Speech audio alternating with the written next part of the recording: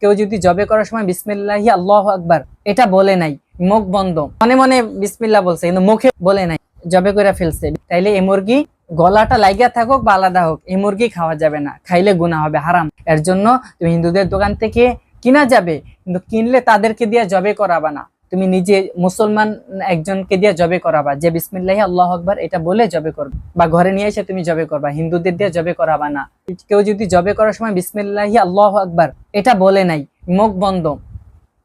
মনে মনে বিসমিল্লাহ বলছে কিন্তু মুখে বলে নাই, জবে করে ফেলছে, বিসমিল্লাহ বলে নাই, তাইলে এই মুরগি গলাটা লাগিয়া থাকুক বা আলাদা হোক, এই মুরগি খাওয়া যাবে না, খাইলে গুনাহ হবে, হারাম। বিসমিল্লাহ না বইলা যদি কেউ জবে করে, তাহলে মুরগি হালাল নাকি হারাম? হারাম হয়ে যায়, মুরগি খাওয়া যাবে না। এর জন্য তোমরা দেখবে যে তোমাদের আব্বু আম্মু কেউ 1 নাম্বার ওই বাজার থেকে বা তোমাদের এখানে আসে মুরগি কিনলে, ওই অনেক সময় হিন্দুরা মুরগি বিক্রি করে ভেনে ভেনে নিয়ে বা বাজারে,